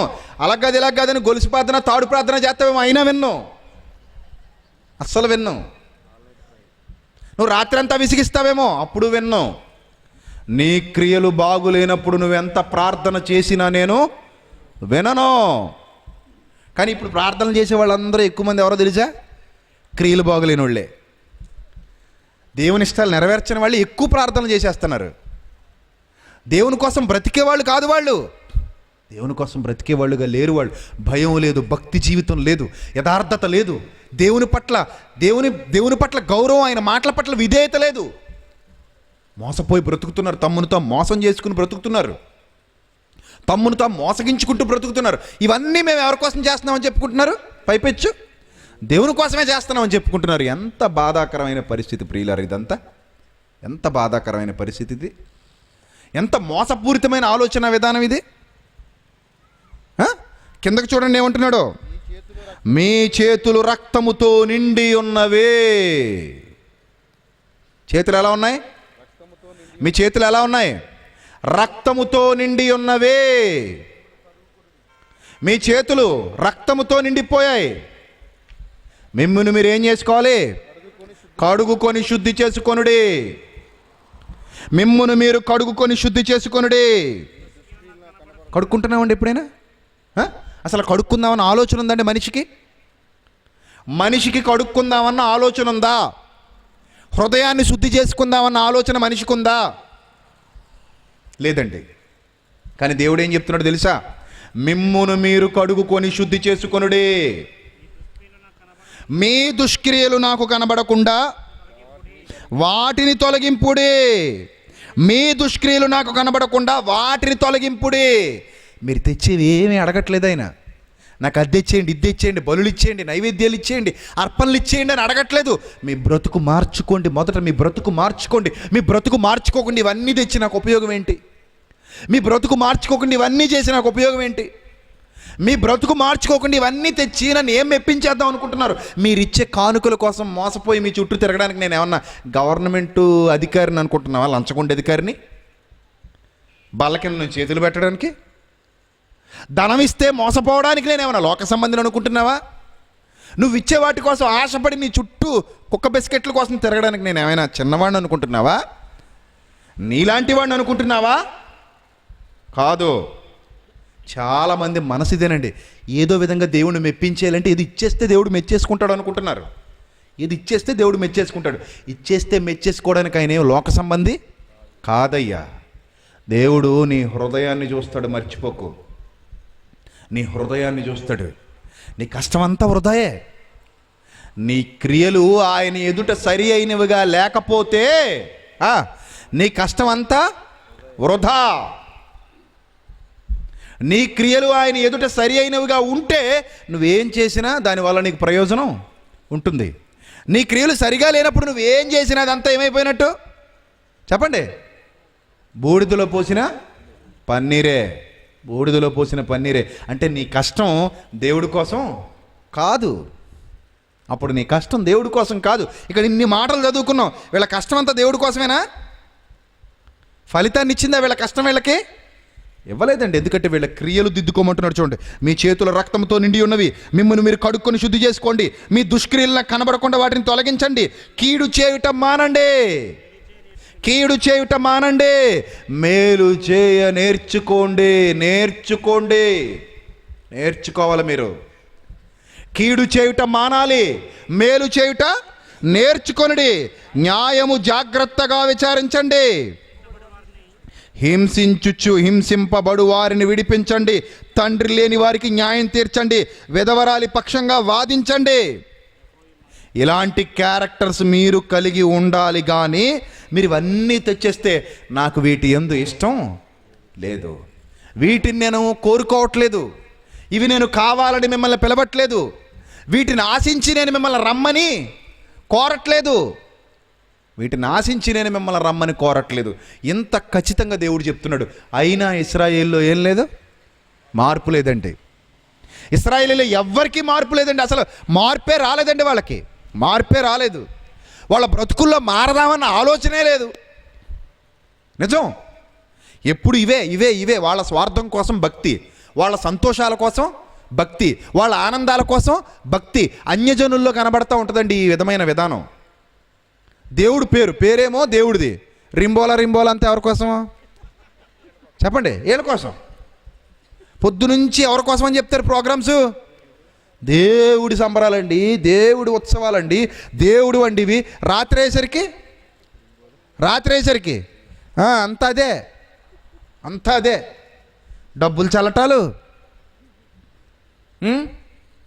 అశ్లీల నృత్యాలు, అశ్లీలమైన పాటలు, అవన్నీ ఎవరి పేరిట చేస్తారు? వీళ్ళు దేవుడి పేరట చేస్తారు. వాళ్ళు అంటే వాళ్ళ కష్టం అంతా ఎవరి కోసం అని అనుకుంటున్నారు? వాళ్ళు దేవుడి కోసం. వీళ్ళు సుఖపడుతూ ఎవరిని అడ్డు పెట్టుకున్నారు? దేవుడిని అడ్డు పెట్టుకున్నారు. వీళ్ళు చేసే పనికిమాలిన పనులన్నిటికీ ఎవరి పేరు వాడుకున్నారు? వాళ్ళు దేవుడి పేరు వాడుకున్నారు. దేవుడి పేరు వాడుకుని అన్ని నీచమైన పనులే చేశారు. దేవుడికి మొక్కుకున్నామండి, కోడిని కోసుకుంటామని తీసుకెళ్లారు. కోడితో పాటు బుడ్డి అట్టుకెళ్ళారు. ఈ బుడ్డి ఓపెన్ చేశారు, కోడిని కోసారు, మొక్కలేపారు, తిన్నారు. ఎక్కడికి వెళ్ళి వచ్చారా? దేవుడి దగ్గరికి. ఎందుకు? పీతలా తాగడానికి. అది ఎవరి కోసం? వాళ్ళు అన్యజనులు, వాళ్ళైతే దేవుని గురించి తెలియని వారు కనుక దేవుని పేరిట ఇలాంటి నీచమైన కార్యాలు చేస్తున్నారు. మరి నీకేమైంది? నీ సంతోషం కోసం నువ్వు కూడా ఎవరిని అడ్డు పెట్టుకుంటున్నావు? దేవుడిని అడ్డు పెట్టుకుంటావా? ఆ కష్టమంతా దేవుడి మీద వేసేస్తావా? ఆయన ఖాతాలో వేసేస్తావా? సంతోషం నీదా? ఆనందం నీదా? నీ బ్రతుకేమో దౌర్భాగ్యంగా ఉందా? పైపెచ్చి ఎవరిని అడ్డు పెట్టేసుకున్నావు? దేవుడిని అడ్డు పెట్టేసుకుని మా కష్టమంతా దేవుడి కోసం అని చెప్పుకుంటున్నావే. నీకు మనస్సాక్షి లేదేంటయ్యా? ఏమ్మా, నీకు మనస్సాక్షి లేదా? నీకు అసలు మనస్సాక్షి ఉందా? నీ మనస్సాక్షి ఉంటే, నువ్వు నిజంగా మనిషివే అయితే ఒక్కసారి నిన్ను నువ్వు ప్రశ్నించుకో. నీ కష్టం దేవుడి కోసమా? నిజంగా నీ కష్టం దేవుడి కోసమేనా? ఇశ్రాయేలీల్ని ఇలాగే ప్రవక్తలు అడుగుతుంటే ప్రవక్తలను చంపేశారండి. నిజమండి. మమ్మల్ని ఎలా అడుగుతావా నువ్వు? మమ్మల్ని ఎలా ఖండిస్తావా నువ్వు? మమ్మల్ని ఎలా హెచ్చరిస్తావా? మాకెలా బుద్ధి చెప్తావా అని ప్రవక్తలను చంపేశారు. యేసుక్రీస్తు వచ్చి బుద్ధి చెప్తే యేసుక్రీస్తుని చంపేశారు. అపోస్తలులు వెళ్ళి బుద్ధి చెప్తుంటే వాళ్ళని పొట్టన పెట్టుకున్నారు. ఈ సమాజం మారదు సరికదా? మారమని దేవుడు తన మనిషిని పంపిస్తే ఆ మనిషిని ఏం చేస్తుంది? చంపేయడానికి సిద్ధపడుద్ది. ఇదేనండి ఈ సమాజం తరతరాలుగా నేర్చుకున్నది. ఇదే. పైపెచ్చి మళ్ళీ అందరూ భక్తులే. ఎవడు భక్తిహీనుడు కాదు, అందరూ భక్తులే. ఈ భక్తులందరూ చేసే కార్యాలన్నీ ఎవరి కోసం? మళ్ళీ దేవుని కోసమే. ఎవరి పేరట చేస్తున్నారు? దేవుని పేరటే. ఆనందాలన్నీ ఎవరివి? వీళ్ళవి. వీళ్ళ ఖాతాలో పడతాయి. ఆనందాలు వచ్చి వీళ్ళ ఖాతాలో పడతాయి. చేసే పనులన్నీ ఎవరి కోసం అని చెప్పుకుంటారు? దేవుడి కోసం అని చెప్పుకుంటారు. ఎంత ఘోరమైన దుస్థితి. మీ మనస్సాక్షిని మీరే మోసం చేసుకుంటున్నారు. మీరు కూర్చున్న కొమ్మను మీరే నరుక్కుంటున్నారు చేతులా. ఎందుకండి ఈ సమాజానికి అర్థం కావట్లేదు? వాళ్ళు ఎంత ఘోరమైన పరిస్థితులు. నాకు ఇష్టం లేదని చెప్పిన ఇలాగే ఉన్నారండి వాళ్ళు. చూడండి ఆయన ఎలాంటి మాటలు చెప్తున్నాడు. హోషియా గ్రంథం 8వ అధ్యాయం. హోషియా గ్రంథం 8వ అధ్యాయము 11వ వచనం నుంచి చూద్దాం ప్రియులారా. హోషియా గ్రంథం 8వ అధ్యాయము 11వ వచనం. ఎఫ్రాయిము పాపము నాకు ఆధారమగు బలిపీఠములు ఎన్నెన్నో కట్టెను. చూసారా? దేనికి ఆధారం అంటే ఈ బలిపీఠాలు? పాపానికి ఆధారం. అంటే బలిపీఠం ఎవరి పేరిట కట్టారు? దేవుళ్ళ పేరట. దాన్ని దేనికి వాడుతున్నారు? పాపానికి వాడుతున్నారు. అంటే అక్కడ ఒక ఉత్సవం, అక్కడ కొన్ని బలులు, ఆ బలుల పేరిట వెళ్ళినటువంటి వీళ్ళు చేసేవన్నీ పాపిష్టి కార్యక్రమాలు. ఇలాగ అలవాటైపోయిందండి ఇశ్రాయేలీలకి. అందుకని బలిపీఠములు కట్టెను. అతడు పాపము చేయుటకవి ఆధారములాయను.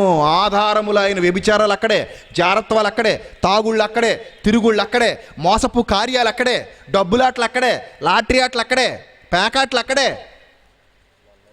చూసారా? అల్లరితో కూడిన ఆటపాటలు అక్కడే. మొత్తానికి మైమరిచిపోతారు జనులు. తినుటకును తాగుటకును కూర్చుండి ఆడుటకు లేచిరి. మొత్తానికి మైమరిచిపోతున్నారు. బలిపీఠాలు దేవుని పేరట కట్టారు, కార్యక్రమాలు ఆయన పేరట చేస్తూనే ఉంటున్నారు, మోసపూరితమైన కార్యాలు చేస్తున్నారు, దేవునికి భిన్నమైన బ్రతుకులు బ్రతుకుతున్నారు. అందుకే దేవుడు ఎంత సూటిగా మాట్లాడుతున్నాడు చూడండి.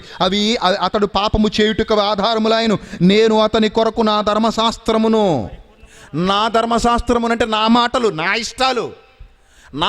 నా ఇష్టాలు పరిపూర్ణముగా వ్రాయించి నియమించినను వాటిని అతడు అన్యములుగా ఎంచెను.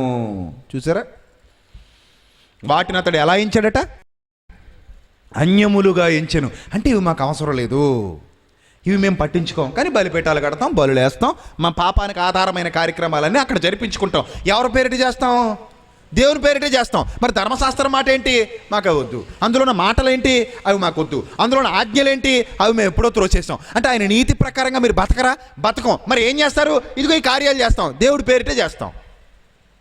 అసలు ఏమనాలండి వీళ్ళని? ఏమనాలి వీళ్ళని? రోజు రోజుకి వ్యవస్థ ఎలాగే మారిపోతుంది.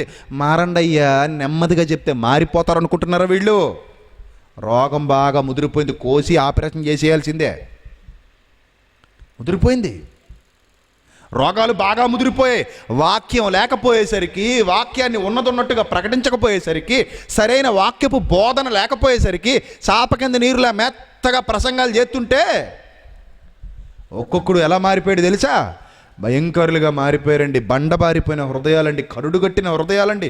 దేవుని భయం లేదు, దేవుని భక్తి లేదు, దేవుని మాట అంటే వణికిపోయే గుణం లేదు. ఆయన తీర్పు తీర్చబోతున్నాడని, మరణానంతరం భయంకరమైన పరిస్థితి ఉందని, ఈ విషయాలన్నీ వాళ్ళకి తెలిసినా పట్టించుకోలేనట్టుగా ఎంత కొవ్విపోయి ఉన్నారో తెలుసా మనుషులు? వాళ్ళు చూడండి ఎలా ఉన్నారు. పాపమునకు ఆధారమాయను, అవి పాపమునకు ఆధారములాయను.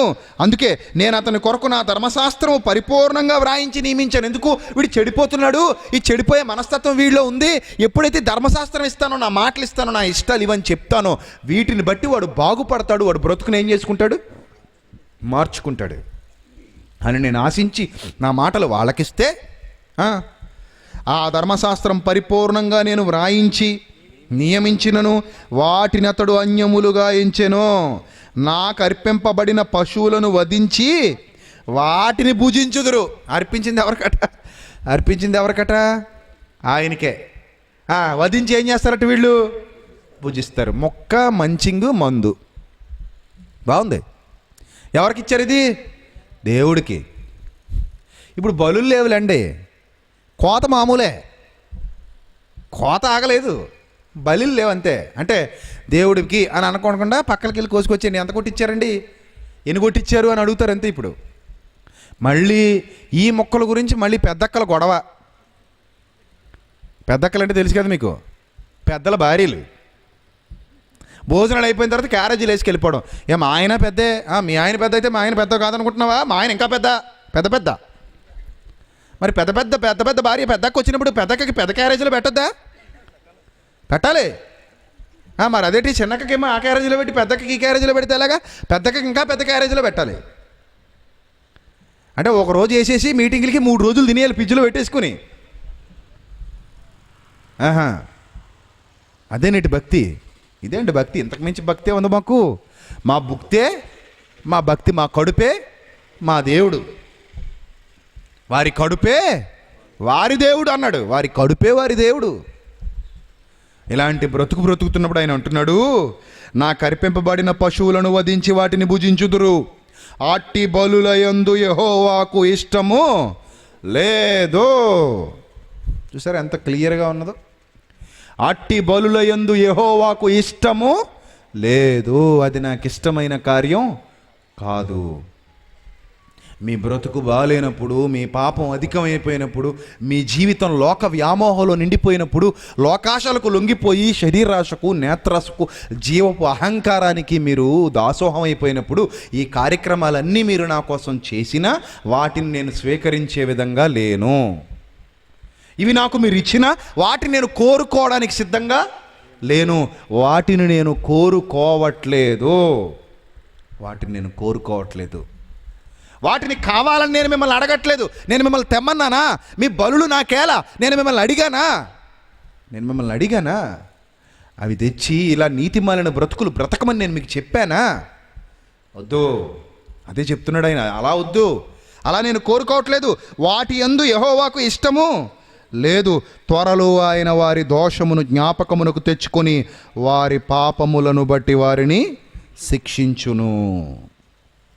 చూసారా ఎంత ఖచ్చితంగా చెప్తున్నాడు? చూసారా? చూడండి, అదే హోషేయ గ్రంథం 9వ అధ్యాయము. అదే హోషేయ గ్రంథం 9వ అధ్యాయము 4వ వచనం. యెహోవాకు ద్రాక్షారస పానార్పణమును వారు అర్పింపరు, వారు అర్పించు బలుల యందు ఆయనకిష్టము లేదు.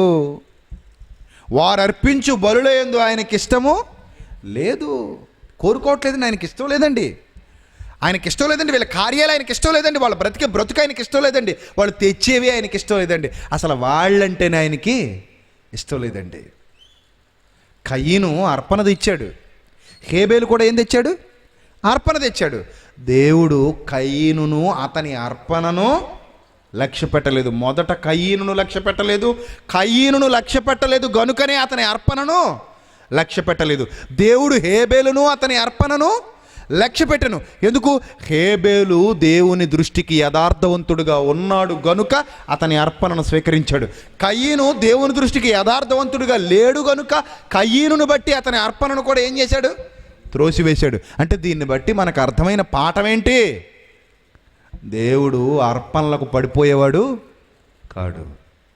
దేవుడు ఏదో ఇస్తే మనకి పడిపోయేవాడు కాడు. దేవుడు ఏదో ఇస్తే మన వశం అయిపోయేవాడు కాడు. ఆయన నీ హృదయాన్ని చూస్తున్నాడు. నీ హృదయం బాగులేనప్పుడు నువ్వు ఎన్ని బలులు ఇచ్చినా వాటిని ఆయన స్వీకరించడు. నీ హృదయం అంధకారమయమైపోయినప్పుడు నువ్వెన్ని బలులు తీసుకెళ్ళినా ఆయన నిన్ను దాన్ని బట్టి సంతోషించడు, దాన్ని బట్టి ఆయన ఆనందించడు. చూడండి, మరో మాట చూడండి, ఆయన ఎన్నిసార్లు చెప్పినా వీళ్ళకి అర్థం కాలేదండి. మలాకీ గ్రంథం 1వ అధ్యాయము 10వ వచనం. మలాకీ గ్రంథం 1వ అధ్యాయము 10వ వచనం. మీలో ఒకడు నా బలిపీఠము మీద నిరర్ధకముగా అగ్ని రాజబెట్టకుండునట్లు నా మందిరపు వాకిండ్లను మూయువాడొకడు మీలో ఉండిన ఎడల మేలు. నా మందిరపు వాకిళ్ళు మీరు ఏం చేసేయాలి? మూసేయండి అంటున్నాడు. మూసేయండి. ఎక్కడైనా మందిరం మూసేయమని దేవుడు చెప్తాడండి? దేవుడే ఏమంటున్నాడు? నా మందిరపు వాకిండ్లను మీరు మూయువాడొకడు ఉంటేనే మీకు మేలు. నా మందిరపు వాకిండ్లు మూసేయండి. మీ యందు నాకు ఇష్టము లేదు. ఏమంటే ఇంతకంటే ఏంటండి? అసలు సిగ్గుపడాలండి మనుషులు. దేవుడే వచ్చే వాళ్ళని చూసి ఏమంటున్నాడు? మీ యందు నాకు ఇష్టం లేదు, మీ యందు నాకు ఇష్టం లేదు. నా సన్నిధిని తొక్కుటకు మిమ్మల్ని రమ్మనవాడేవాడు, నా సన్నిధిలో నిలుచుటకు మిమ్మల్ని రమ్మనవాడేవాడు, నా ఆవరణములను తొక్కుటకు మిమ్మల్ని రమ్మనవాడేవాడు. మీ యందు నాకు ఇష్టము లేదు. మీ బ్రతుకులు బాలేదు, మీ జీవన విధానం బాలేదు, మీ నడవడిక బాలేదు, మీ ఆలోచనలు బాలేదు, మీలో అసలు భయమే లేదు. పాపం అంటే వ్యామోహం ఉంది మీలో. అందుకే పాపానికి పరిగెత్తుతూ ఉన్నారు. దేవుని మాటలు మాత్రం తృణీకరిస్తూ ఉన్నారు. దేవుని మాటలు తృణీకరించి పాపానికి పరిగెత్తుతున్నారే. పాపానికి పరిగెత్తే మీ యందు నాకు అసలు ఇష్టమే లేదు, మిమ్మల్ని నేను కోరుకోవడమే లేదు.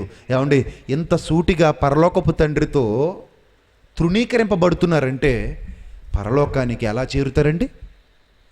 మీకు మరణం రాదనుకుంటున్నారా? మరణం తర్వాత దేవుడు మిమ్మల్ని లెక్క అడగడనుకుంటున్నారా? మరణం తర్వాత జీవితం ఉండదనుకుంటున్నారా? ఉంది. ఈ జీవితం అల్పకాలం ఉండేదండి. శరీరంలో ఆత్మగా కొంతకాలం ఉంటాం, వెళ్ళిపోతాం. కొంతకాలం మాత్రమే మనం ఇక్కడ ఉండేది. శాశ్వత కాలం ఇక్కడ ఉండడానికి మనం రాలేదు ప్రియులారా, రాలేదు. శాశ్వత కాలం ఇక్కడ ఉండిపోయే జీవితం కూడా మనది కాదు. కొంతకాలమే ఉంటాం, తర్వాత వెళ్ళిపోతాం. అలా వెళ్ళిపోయినప్పుడు తీర్పులోనికి రావని నువ్వు ఎలా అనుకుంటున్నావు? మనుష్యుడా, నీవు చేసిన క్రియలను బట్టి నీవు తీర్పు అనుభవించాల్సి ఉంది. మనుష్యుడా, నీవేది విత్తుతున్నావో ఆ పంటనే కోస్తావు. కొందరి పాపములు ముందు వెళుతున్నాయి, కొందరి పాపములు వారి వెంట పోవుచున్నవి. నువ్వు చేసిన ప్రతి దానికి నీకు లెక్క అడిగే సమయం ఉంది. దేవుడు నిన్ను తీర్పులోనికి తెచ్చునని జ్ఞాపకమునకు తెచ్చుకొనుము. మరి ఇదంతా వాస్తవమైనప్పుడు నీ మరణానంతరం నీ జీవితంలో నువ్వు లెక్క చెప్పాలన్న సంగతి నీకు అర్థం కావట్లేదా? నీ బ్రతుకును బట్టి, నీ నడవడికను బట్టి, నీ ఆలోచన విధానాన్ని బట్టి చెడిపోయి నీ లోకంలో కలిసిపోయి దేవుణ్ణి కూడా అందులోకి తెచ్చుకుని నీ చెడు నడతల కోసం దేవుణ్ణే వాడుకునే స్థాయికి దిగజారిపోతున్నావంటే దేవుడు నిన్ను కోరుకున్నది అందుకేనా? ఇదేనా నువ్వు దేవుని కోసం అనుభవించే కష్టం? ఇదేనా నువ్వు దేవుని కోసం అనుభవించే ప్రయాస? ఇలా ఉండమనేనా దేవుడు నిన్ను పిలిచింది? దేవుడు నీకు ఇంత గొప్ప భాగ్యాన్ని అనుగ్రహించింది. ప్రపంచంలో ఎందరికో లేని రక్షణ భాగ్యం నీకు కలిగిందంటే, ప్రపంచంలో ఎందరికో దక్కని రక్షణ భాగ్యం నీ వశమైందంటే, ఇలా తృణీకరించుకుంటావనా? ఇలా భయంకరంగా మారిపోతావనా? ఇలా నీచమైన ప్రవర్తనకు అలవాటు పడతావనా? ఇలా నీ ఉద్దేశాలు సఫలం చేసుకోవడం కోసం, నీ తప్పుడు కోరికలన్నీ నెరవేర్చుకోవడం కోసం దేవుణ్ణి అడ్డు పెట్టుకుంటావనా? ఇందుకేనా దేవుడు నిన్ను పిలిచాడు? ఇందుకేనా దేవుడు నిన్ను కోరుకున్నాడు? ఇందుకేనా దేవుడు నిన్ను ఆహ్వానించాడు? కాదయ్యా, కాదు. చాలా తప్పు చేస్తున్నావు. అందుకే అంటున్నాడు, మీ యందు నాకు ఇష్టము లేదు, మీ యందు నాకు ఇష్టం లేదు.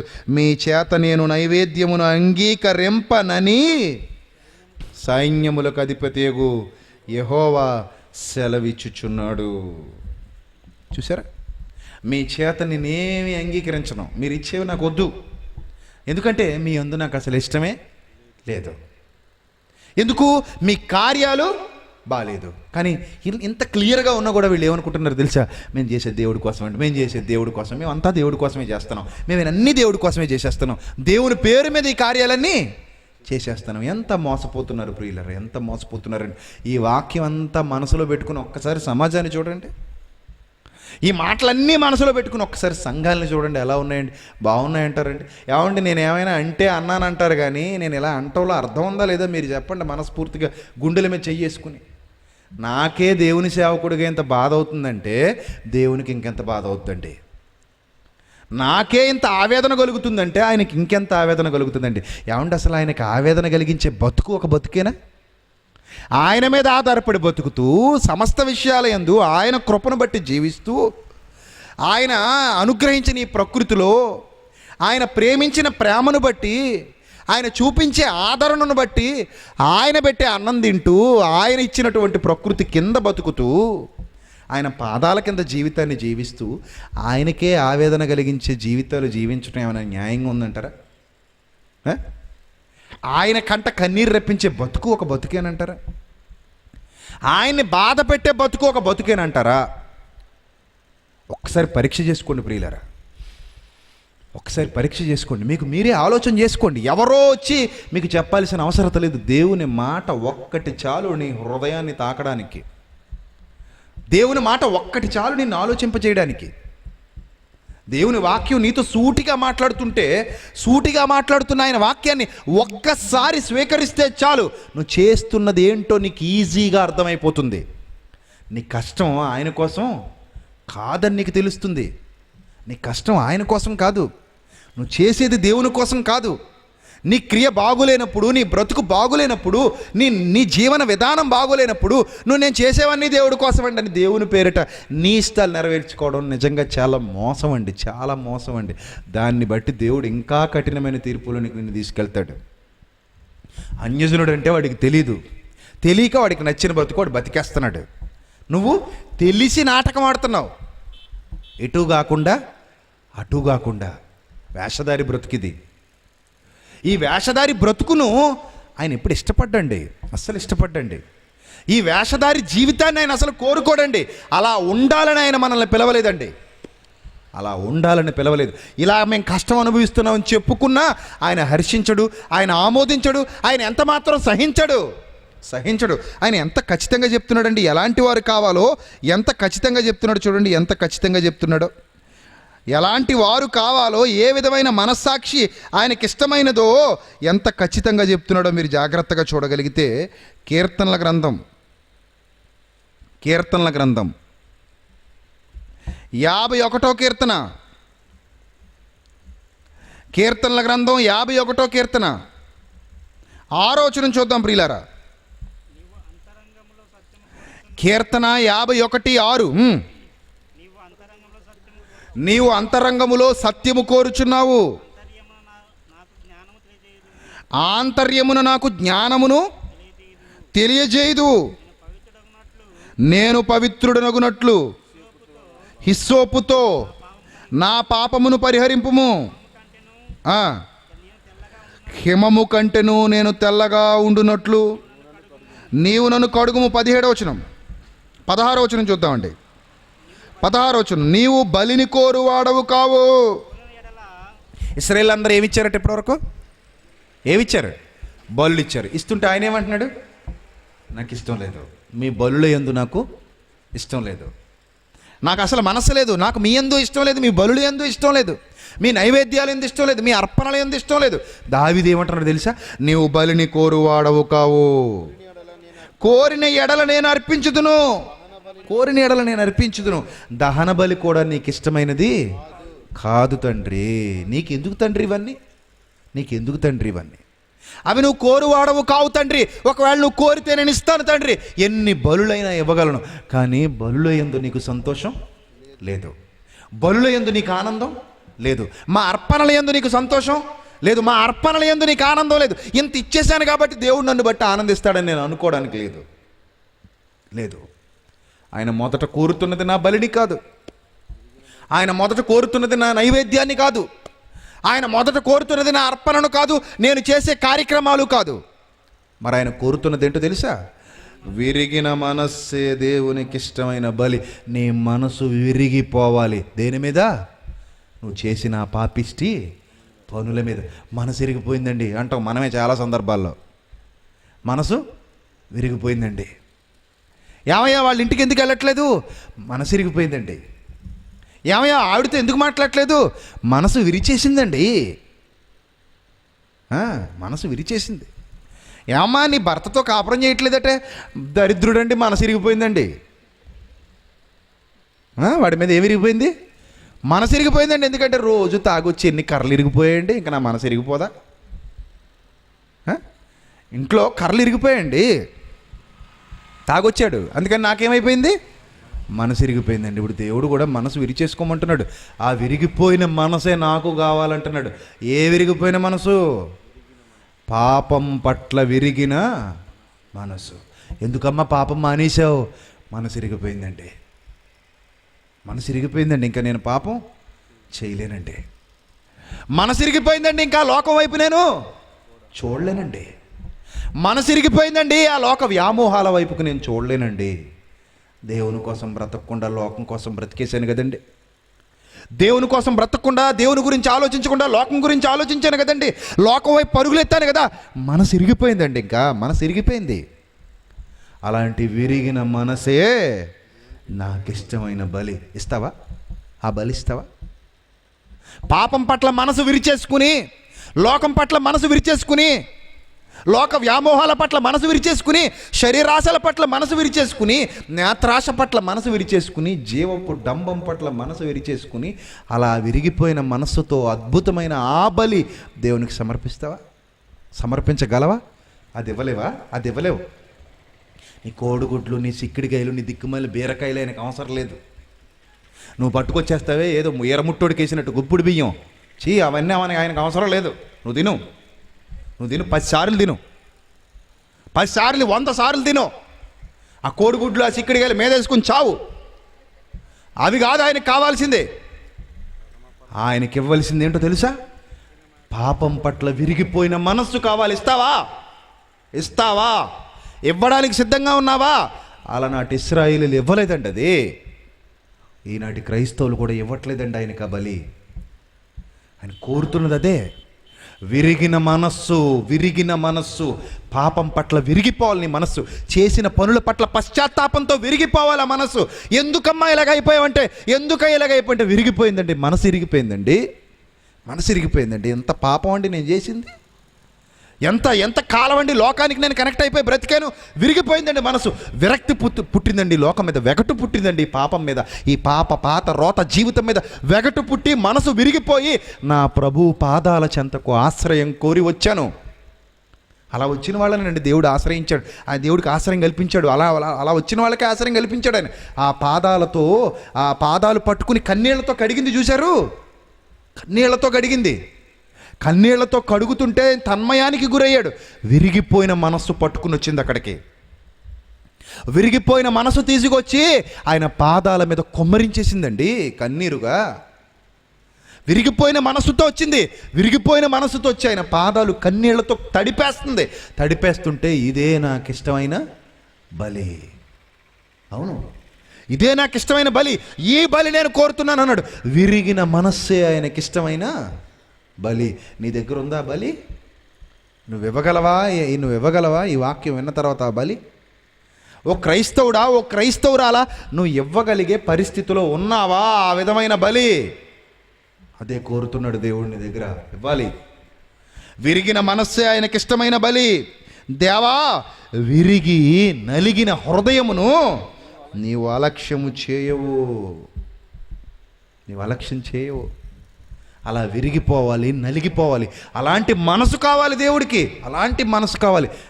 నీ దగ్గర అలాంటి మనసు లేనప్పుడు నువ్వు ఎన్ని చేసినా ఆయన నీ నుంచి స్వీకరించడు. నువ్వెన్ని ఇచ్చినా ఆయనకు అవసరం లేదు. అవి ఇచ్చేసి నేను ఏదో గొప్పగా ఇచ్చేసానని దేవుడి కోసం అని చెప్పుకోకు. దేవుడి కోసం ఇచ్చేసానని చెప్పుకోకు, తప్పది. ఇలాంటి మనస్తత్వం ఉందండి ఈరోజు సమాజంలో. నేను అది ఇచ్చేసానండి దేవుడికి, ఇది ఇచ్చేసానండి, నేను అంత ఇచ్చేసానండి, ఎంత ఇచ్చేసానండి. ఏమి ఇచ్చేస్తే ఎవరికి కావాలి? దరిద్రం నీ బతుకు బాగాలేనప్పుడు. ఏమి ఇచ్చేస్తే ఎవరికి కావాలి నీ బతుకు బాగాలేనప్పుడు? విరిగి నలిగిన మనస్సే ఆయనకి ఇష్టమైన బలి. ఆ బలి ఇస్తేనే నీ కష్టం దేవుడి కోసం.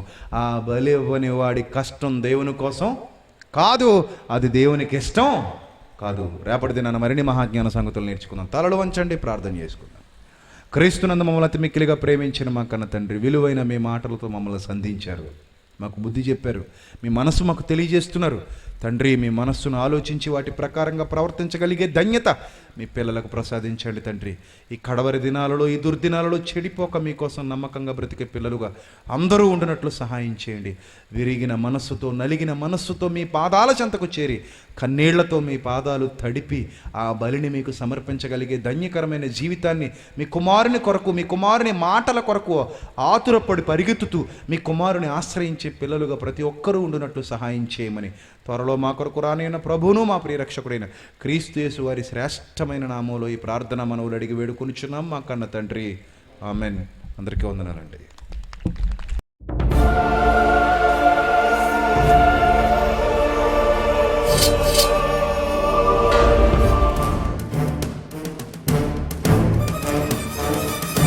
ఆది నీవే, అంతం నీవే, ప్రభవం నీవే, ప్రళయం నీవే, అల్ఫయు నీవే, ఓమెఘయు నీవే, విలయం నీవే, స్థిర నిలయం నీవే. గగనం భువనం సకలం నీవే, జగతిని నడిపే జ్యోతివి నీవే. సమరం అమరం సర్వము నీవే, అన్ని నామాలు ప్రణమిల్లే సర్వోన్నత నామం నీవే, సర్వోన్నత నామం నీవే.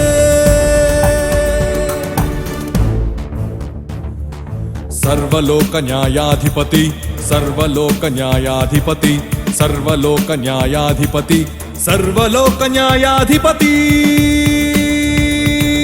సర్వలోక న్యాయాధిపతి వాకిట నిలిచియున్నాడు. జనములందరికి ఫలమిచ్చుటకు తీర్పు తీర్చబోతున్నాడు. సర్వలోక న్యాయాధిపతి వాకిట నిలిచియున్నాడు. జనములందరికి ఫలమిచ్చుటకు తీర్పు తీర్చబోతున్నాడు. వేల దూతలతో, బూరధ్వనులతో, మేఘమండలము పైన